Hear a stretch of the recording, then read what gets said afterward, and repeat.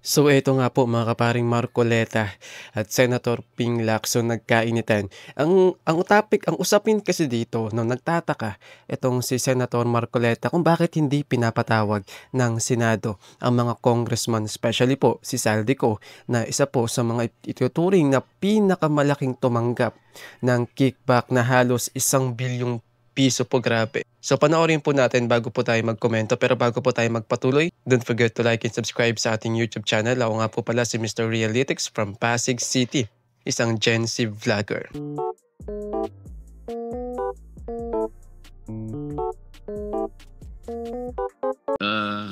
An announcement that.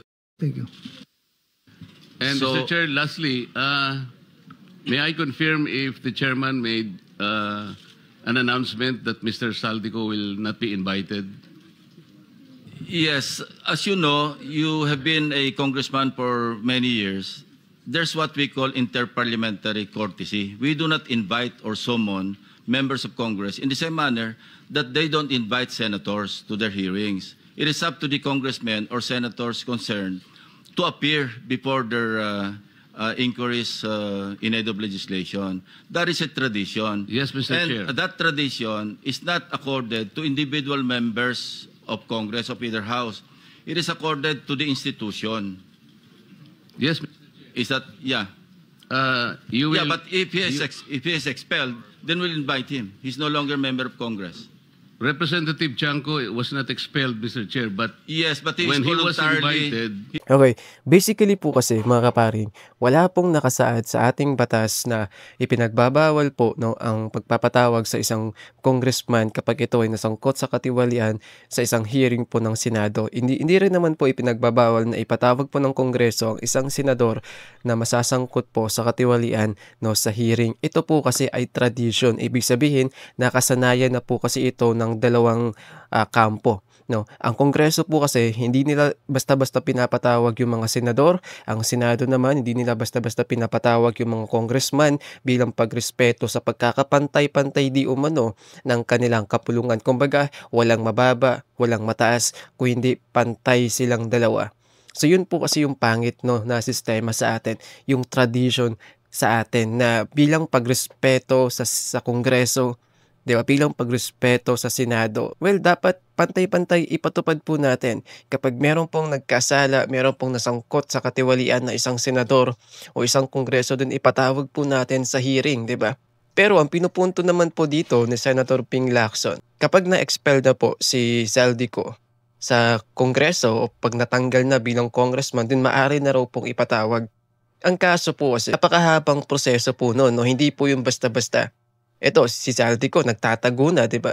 Dahil sa bagal po ng ating sistema, dahil sa bagal po ng investigasyon, ayun, nakapagtago na yung loko-loko na yun. Tapos, marami pong congressman ang sangkot at pinangalanan po na tumatanggap ng kickback. So aantayin pa po ba natin na matanggal din yung mga yun bago ipatawag sa Senado? Hindi po ako supporters ni Marcoleta o kaya Ping Lacson. Gusto ko lang po talagang maging patas po tayo sa investigasyon. Dapat ipatawag po nating lahat ng mga sangkot. Ang sabi po ng mga diskaya, maraming congressman, may mga congressman po silang pinangalanan na tumatanggap po ng kickback na napakalaki. At ipatawag po natin para masatisfy yung ating mga kababayan sa investigasyon po ng Senado. Kasi ngayon po lumilitaw, may mga bagong senador po na pinangalanan. Yung mga district engineers, yung mga dating undersecretary ng DPWH na sangkot po sa katiwalian sa flood control projects. May mga bago nga pong natagdag, sina Senator Chis Escudero, Nancy Binay, Bong Revilla. Grabe.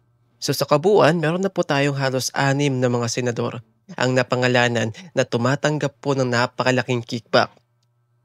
Kay Chis Escudero na sa halos 800 million pesos. Paki-fact check na lamang po. Pero yun po yung pagkakasabi. Kay Bong Revilla halos 200 million pesos. Grabe. Napakalaking pera po nun makaparing. Kung ikukumpara po natin ang sweldo ng isang senador buwan-buwan, napakalayo po ng agwat. Ang senador po ay sumasahod I guess 300,000 monthly o 400k monthly. Pero grabe, dahil sa kickback lamang, isipin mo to kickback pa lamang po yan sa flood control, 800 million pesos. Grabe. 'Di ba? Wow, grabe. Hindi pa po kasama diyan probably ang iba pang mga proyekto at iba pang mga departamento ng gobyerno. So, para maging patas po dapat mga parang ipatawag po dapat lahat ng mga congressman na sangkot po dito. Kalimutan na po natin yung nakasanayan natin kasi wala naman po sa batas yan. Wala po yan sa ating saligang batas. Kaya dapat kalimutan na po natin yan. Bilisan po natin ang pag-iimbestiga. Ipatawag na po natin lahat ng mga congressman na sangkot dito para madepensahan na rin nila yung sarili nila. Malay mo, marami pa tayong mauungkat kapag pinatawag natin yung mga congressman na sangkot dito. Especially yung si Saldico. Biruin mo, 4 billion pesos. Grabe ang asset po niyan mga kapareng. 1 billion pesos ang nakuha mula sa kickback. Imagine po natin kung ilalaan natin yung halos 50 billion pesos na kinurakot ng mga congressman na ito, ng mga senador na ito, na sangkot di umano, at mga kontraktor na ito. Kung nilaan po natin yon sa ating defense, napakalaki na po ng magagawa nun. Marami na po tayong ma-upgrade ng mga gamit. Hindi lang po pala 50 billion, kundi halos 300 billion, 200 billion pesos po ang pera sa flood control ang kinurakot lang ng mga hayop na to. He is voluntarily appearing before the committee. Yes, but there was an invitation. No, we did not extend any invitation to... I was the one who invited him. I was the chairman. You can speak for yourself. Yes, that's why. He can be invited. There is no violation of interparliamentary. Anyway, that's water under the bridge. He will appear, I think, anytime now because he was informed by Senator Ejercito. So can we just proceed? We have a long Sabi ko day. po yung tungkol kay Mr. Saldico.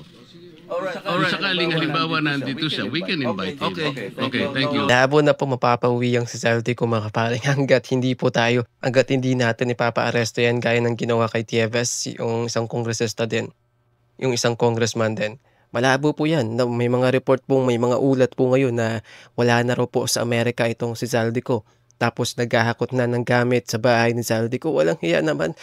Gawan naman po natin ng paraan para mapauwi itong hinayupak na... sorry po. Gawan naman po natin ng paraan para mapauwi itong walang hiyang congressman na ito na nangurakot ng bilyong halaga ng pera po natin. At dapat panagutin po natin ang lahat ng mga congressman. Well, ako po isang ayon kay Marcoleta, although hindi niya po ako supporter. Sang-ayon po ako sa kanya na dapat ipatawag din po ng Senado si Saldico at yung mga congressman na sangkot po sa flood control scandal.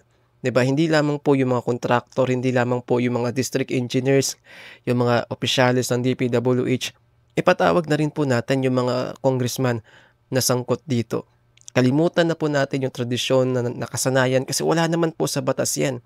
Kapag ginawa natin yun, hindi naman tayo lalabag sa batas, sa ating saligang batas. Yan lamang po ay tradisyon o nakasanayan lamang po ng dalawang kampo ng Senado at ng Kongreso bilang pagrespeto po sa kanila, bilang pantay na kapulungan ng ating bayan. For the sake of Filipino people, gawin na po natin to. Nang sa ganun, mapanagot po natin lahat, congressman, senador, kontraktor, mga opisyalis ng gobyerno na sangkot sa pagnanakaw ng bilyong halaga ng pera po natin. Hindi na po makatarungan to Kalimutan na po natin yung kulay natin. Marcoleta supporters ka man, DDS ka man, Kakampings ka man, Marcos supporters ka man, ano man ang lahi mo, ano man ang kulay mo.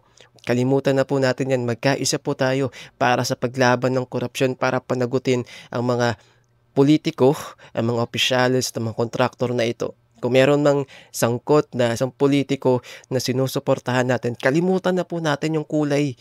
Kalimutan na po natin at taga-suporta po tayo dahil ang pinaka dapat po na ginagawa natin ay ang maging taga-suporta ng ating sariling bayan. Kasi yung bayan po natin, binababoy na po ng mga politiko natin. Binababoy na po ng mga hinahangaan natin. Kasabwat pa itong mga pinagkatiwalaan natin, tapos itong mga sinasahuran natin. Grabe talaga. Nakakapanglumo po na ganito ang sinapit ng ating bayan. Huli po, sana mapakulong to mga to. Mapa-congressman, senador, opisyalis ng gobyerno, pinsan ka man ng pangulo, kontraktor ka man, wala tayong pakialam. Dapat kayong managot sa inyong mga kasalanan. Yun lamang po mga kapareng. Don't forget to like and subscribe. Bye.